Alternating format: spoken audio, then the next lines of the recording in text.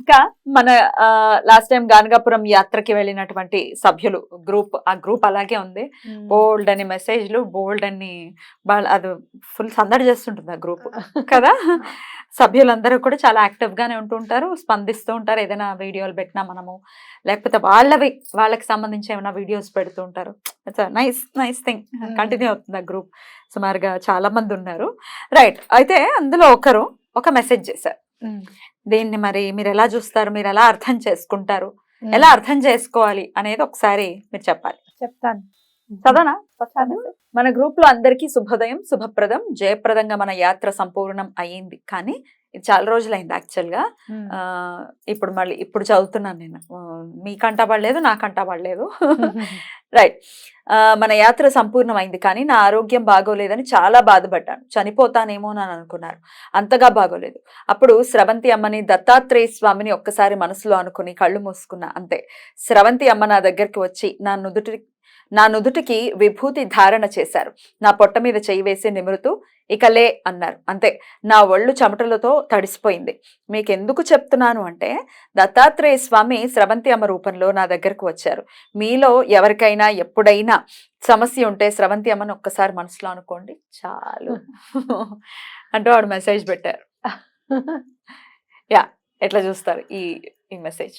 నేను అంటే ఆ మెసేజ్ వచ్చిందేమో ఓవర్లుక్ చేశానేమో, నాకు ఓవర్లుక్ చేసినట్టుగానే గుర్తుంది. చదివినట్టుగా అయితే నాకు ఎక్కడ అనిపించలేదు. అయితే మనతో పాటు ఇంకో ఆవిడ, మాకు తెలిసిన ఆవిడ కూడా ట్రిప్కి వచ్చారు. ఆవిడ కాల్ చేశారు. చేసి, శ్రవంతి గారు మిమ్మల్ని అందరూ అసలు దేవతనే అనుకుంటున్నారండి.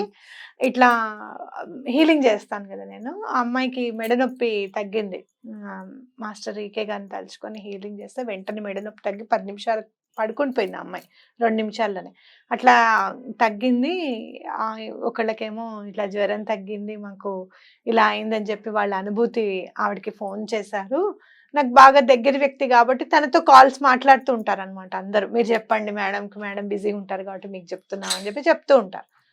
అంటే నేను అన్నాను, అది వాళ్ళ అభిమానం అండి, అలా పెంచుకున్నారు వాళ్ళు అంతే అని చెప్పి నేను అనుకున్న మాట వాస్తవమే. అభిమానం కిందకే నేను చూశాను. కానీ స్వామి అంతర్లీనంగా ఏం చెప్పాలి అని అనుకున్నారు అన్నది మాత్రము నాకు కూడా ఒక 2 నెలల తర్వాత అర్థమైంది పద్మిని. ఎందుకంటే నీకు తెలుసు, నేను ఈ మధ్య కొంచెం గానగాపురం ఆయన దయ వల్ల ఫ్రీక్వెంట్ గా వెళ్తున్నాం అని చెప్పి నీకు తెలుసు కదా. వెళ్ళినప్పుడు ఈయనతో పాటు నేను వెళ్ళాను. వెళ్తే అక్కడ నాకు 2 జరిగాయి అనుభవాలు. ఏంటనంటే సుదర్శన హోమం చేస్తున్నారు. చేస్తూ ఉంటే, అమ్మ ఒక బ్రాహ్మడు తగ్గిపోయారు, మరి మీరేమన్నా ఒకడని తీసుకొని వస్తారా అని అంటే, నేను జనరల్ గా విజయ్ గారిని అడుగుతాను.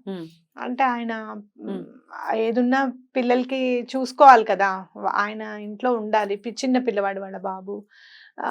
మరి 2 days 3 days ఉండాలి అంటే ఇంట్లో పనులు కూడా ఉంటాయి కదా. ఈసారి మళ్ళీ వస్తానండి అని అన్నారు. అన్న తర్వాత నేను అయ్యప్ప ఉన్నారు కదా, మనకి క్యాటరింగ్ చేస్తారు కదా, ఆయనని అడుగుదామని అనుకున్నాను. కానీ మళ్ళీ నా వల్ల వాళ్ళకి వర్క్ డిస్టర్బ్ అయిపోతుందేమో అన్న ఉద్దేశంతో అడగకుండానే నేను వచ్చేసాను. గానగాపురం వెళ్ళిన తర్వాత చూసుకుంది ఏంటంటే, ఇంపార్టెంట్ మెడిసిన్స్ ఇంట్లోనే మర్చిపోయాము. వేసుకోవాల్సిన మెడిసిన్స్ ఇంట్లోనే ఉండిపోయాయి. అవి ఎక్కడ దొరకవు. గానగాపురంలో అస్సలు దొరకవు. రిటర్న్ రావాల్సింది ఆ మెడిసిన్ కోసం. రిటర్న్ వెళ్ళిపోదాము అని అంటే, ఊరుకో అట్లా ఏం కాదు చూద్దాంలే అని ఈయన అనడము. నేను మళ్ళీ అయ్యప్పకి ఫోన్ చేసి రిక్వెస్ట్ చేసి మీరు రండి, ఇది స్వామి చెప్పిందే. ఎందుకంటే ఎప్పుడైతే అతను వస్తాడో అప్పటి నుంచే స్టార్ట్ అవుతుంది అనమాట హోమం. ఎట్లా హోమానికి టైం ఉంది. ఇది స్వామివారి అనుగ్రహంగానే భావించాలి. ఇంకా మీరు తప్పించి ఎవరు లేరు నాకు తెచ్చిపెట్టేవాళ్ళు. ఇంకో అబ్బాయి ఉన్నాడు రవి, కానీ అతను కూడా ఊరు వెళ్ళిపోయాడు అనమాట. నువ్వే తీసుకుని రా అయ్యప్ప అని చెప్పడము. అతను నా మాట పాపం నిజంగానే ఇంటికి వెళ్ళి ఆ మెడిసిన్స్ తీసుకొని, ఇంట్లో వాళ్ళు కూడా పాపం అతను ఎక్కడున్నాడో కొంచెం ర్యాపిడోలో పంపించి మందులు అయితే తీసుకొచ్చాడు పాపం, ఎట్లాగో అట్లాగా సుదర్శన హోమం చేసుకున్నాడు.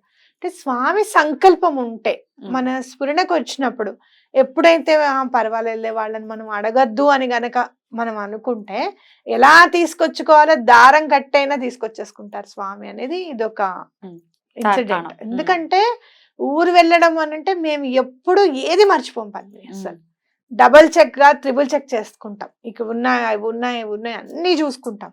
అలాంటిది మందులు ఎంత ఇంపార్టెంట్ మర్చిపోయాము అని అంటే అది స్వామివారి లీలే. ఇంకా అయ్యప్పని తీసుకురావడానికి అని చెప్పొచ్చు. అలాగే లైన్లో నుంచున్నాం. లైన్లో నుంచున్నప్పుడు మనం మామూలుగా ఎవరన్నా చాలా బాధపడ్డారనుకో పద్మిని, అది నా గుండెల్లో ముద్ర అయిపోతుంది అనమాట. అయ్యో ఎంత బాధపడుతున్నారా అని. చాలా బాధపడుతున్నారు అని అంటే మనం గణగపురం యాత్రకి వెళ్ళినప్పుడు మెట్లు దిగుతూ ఉంటాం అనమాట దర్శనానికి. ఎక్కి కాంప్లెక్స్ ఎక్కి దిగాలి మెట్లు. మనం ఎప్పుడు మనం డైరెక్ట్ దర్శనంకి వెళ్ళిపోతాం కదా, పాదుకా దర్శనానికి వెళ్ళినప్పుడు మనకి ఆ లైన్ కనపడుతుంది, మెట్లు ఉంటాయి. ఒక మెట్లు ఎక్కి దిగుతాం. అది దిగుతున్నప్పుడు ఆవిడ విపరీతంగా బాధపడుతుంటే నేను అన్నాను, మీరు స్వామి సన్నిధికి వచ్చారు, పాదుకా దర్శనానికి తెల్లవారుజామున వచ్చి చేసుకుంటున్నారు, స్వామికి చెప్పండి మీ బాధ ఏంటి అని. అది ఎటువంటి పరిస్థితుల్లో స్వామి తీర్చేస్తారు. ఆ బాధ మిమ్మల్ని పడనివ్వరు, అది మాత్రం ఖచ్చితం, గ్యారంటీ అని అన్నా నేను. అంటే అలానే ఆవిడ అవునా అని అలానే ఆవిడ దండం పెట్టుకున్నారట.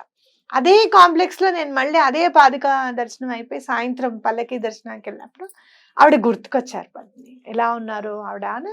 మీకు ఎవరో తెలియదు ఆవిడ? తెలుసు. తెలుసా? అంటే మన యాత్రకు వచ్చిన ఆవిడే. యాత్రలోనే జరిగిన విషయం చెప్తున్నాను. అప్పుడు బాధపడుతుంటే యాత్ర అప్పుడే చెప్పాను. ఆ తర్వాత నేను మళ్ళీ వెళ్ళినప్పుడు ఆవిడ గుర్తుకొచ్చారు సడన్ గా నాకు. ఈ లోపల ఒక చిన్న పిల్ల చాలా బాగా ముద్దుగా, అని నాకు పిల్లలంటే ఇష్టం చాలా, ఇట్లా చెయ్యి తీసుకొని ఇలా ముద్దు పెట్టుకున్నారు పద్మిని ఆ చిన్న పిల్లని. అనుకున్నా ఇంత కల్మషం లేని మనసు ఉండాలి అని అంటే ఆ చిన్న పిల్లలుగానే ఉండాలి మనం, అప్పుడే అందరికి ముద్దొస్తాం కదా, అవునా కదా? కదా, భగవంతుడికి కూడా మనం అలా చూడంగానే భగవంతుడు మనం దగ్గరికి తీసుకోవాలి అంటే అంత కల్మషం లేని మనసు ఉండాలన్నమాట అని నాకు అనిపించింది. ఎందుకు ఆ నిమిషంలో అలా ఎంత అదృష్టవంతులు చిన్నపిల్లలు అని అనిపించిన తర్వాత 2 నిమిషాలు అంతే ఆవిడొచ్చి నా చేయి తీసుకొని అలానే ముద్దు పెట్టుకున్నారు. శవంతమ్మా మీరు ఇక్కడ ఉన్నారా, మీ గురించి నేను ఇప్పుడే 2 సెకండ్ల క్రితం ఆలోచించాను, మీరు గాణగపురంలో ఉన్నారా అని అంటే అవునండి ఇప్పుడే ఇందాకే గంట అయింది మేము వచ్చి, మీరు ఆ రోజు అన్నారు కదా ఇక్కడ నుంచి అడిగితే స్వామి ఏ కష్టమైనా తీర్చేస్తారని, నా కష్టం తీర్చేస్తారని. అవునా, అసలు ఎంత ఆశ్చర్యం అనిపించింది నాకు అని అనిపించింది. ఇందులో మనం చూడాల్సింది ఏంటి అంటే స్వామి సశరీరంగానో తన రూపంలోనో రావాల్సినది అవసరమే లేదు. ఏ రూపంలో, నా రూపంలో రావచ్చు, నీ రూపంలో రావచ్చు, ఇంకో రూపంలో రావచ్చు, మనుష్య రూపంలో ఏదైనా, గాలిగా కూడా రావచ్చు. పెద్ద గాలి వీచిందండి అప్పుడు నాకు చాలా ఆనందం అనిపించింది, లేచి కూర్చోగానే నాకు రోగం తగ్గిపోయిందని కూడా చెప్పచ్చు. ఎలాగో అలా వచ్చే స్వామి మాత్రం తప్పకుండా ప్రాబ్లమ్ ని సాల్వ్ చేస్తారు. ఇందులో స్వామి మనకి ఏం చెప్పారు అని అంటే గనక ఆ యాత్ర సఫలీకృతమైంది అనేది ఖచ్చితంగా చెప్పారు. ఎందుకనంటే ఎప్పుడైనా ఎవరైనా యాత్ర వేస్తే గనక అందులో ఉన్న వాళ్ళందరి పుణ్యం కూడా కలుస్తున్నారు. అంతే. ఎప్పుడైతే మనం 11 సార్లు 11 మందిని చదివి 11 సార్లు చదివితే 108 సార్లు చదివినట్టు అయిపోతుంది, 121 సార్లు చదివినట్టు అవుతుంది. సామూహికానికి పవర్ ఉంటుంది చాలా. అందులో ఎక్కడైతే మనం సామూహికంగా వెళ్తామో మన బాధని మర్చిపోయి మనం వెళ్తాం. ఫస్ట్ ఉన్న వాళ్ళతో అయితే సంతోషంగా మాట్లాడాలి కదా, అవునండి మా అమ్మాయి ఇంతే, మావాడు ఇంతే, మేము ఇలానే పూజ చేసుకుంటాం అని చెప్తే అందులోనే మనకి సొల్యూషన్ కూడా దొరుకుతూ ఉంటుంది. ఒక్కొక్కసారి ఈసారి ఇలా చేయండి, ఎందుకు అవుదో చూద్దాం అని చెప్పి ఒకళ్ళు అంటూ ఉంటారు మరి. అందుకని సామూహికంగా వెళ్తే చాలా మంచిది అనేది నా అభిప్రాయం అన్నమాట. సో భగవంతుడు నా రూపంలోనో ఎవరి రూపంలోనో ఏదో ఒక రకంగా వచ్చి మన ప్రాబ్లమ్ ని సాల్వ్ చేస్తారు అనమాట. ఇంకా మళ్ళీ అసలు తర్వాత స్వామివారు మళ్ళీ ఇంకా ఎలాంటి ఇది చూపించారు అని చెప్పి నీకు నెక్స్ట్ ఎపిసోడ్ లో చెప్తాను. తప్పకుండా ఇంకొక అనుభవాన్ని కూడా ఖచ్చితంగా డెఫినెట్ గా ఇన్స్పైర్ చేస్తుంది. అలాగే మీరు అన్నట్టుగా ఆయన సన్నిధిలో నుంచుని ఆ గోపురాన్ని చూస్తూ గనక మీరు చెప్పారు, నాకు కూడా చెప్పారు, దండం పెట్టుకుంటే తీరనటువంటి కోరిక ఉండదు అని ఎంత ఘంటాపదంగా చెప్పారో అది ముమ్మాటికి సత్యం, అందులో ఎటువంటి సందేహమే లేదు. బ్యూటిఫుల్ అక్క, చాలా మంచి ఎక్స్పీరియన్సెస్ ని నాతో పాటు పంచుకున్నారు డెఫినెట్ గా. అలాగే ఆవిడ కూడా మన గ్రూప్ లో పెట్టడం జరిగింది. ఇంకోటి ఏంటంటే స్వామివారు తనని అలాంటి స్థితి నుంచి రక్షించి మళ్ళీ మనం చెప్పిన మాటని నెరవేర్చారు. చూసావా, ఇక్కడ చూడు ఆవిడ ఏమంటున్నారు, చనిపోయే పరిస్థితులకు వెళ్ళిపోయాను, అంటే ఒక్క రోజులో ఆ కర్మనంతా కూడా అనుభవింపజేసేసారనమాట. ఇంకా అర్థమైందా నీకు? ఒక విభూతి ధారణ చేసి ఆవిడకి ఆ కర్మంతా అనుభవింపజేసేసి మళ్ళీ కొత్త జీవితాన్ని ఇచ్చారు. నిజంగా చాలా, అది స్వామి కాకుండా ఇంకెవ్వరు ఎవ్వరూ చేయలేరు, స్వామి మాత్రమే చేయగలరు. నిజంగా అక్కడ గానగాపురంలో నుంచినప్పుడు అందరూ ఎవరో ఒకళ్ళు వచ్చి, అమ్మ మేము రెడ్ టీవీ భక్తిలో చూసాము మిమ్మల్ని, మీరు రమ్మన్నారు కదా, అసలు మీరున్నారా, భలే ఆశ్చర్యంగా ఉంది అని అన్నప్పుడు నాకు చాలా సంతోషం అనిపిస్తుంది అనమాట. అంటే మనం చేసింది నలుగురికి అందుతుంది, నలుగురు దాన్ని చూసి వస్తున్నారు స్వామి దగ్గరికి, స్వామికి దగ్గర అవుతున్నారు, సమస్యలు తీరుతున్నాయి వాళ్ళవి అని అంటే మన చాలా అదృష్టం. సంతోషం. ఖచ్చితంగా.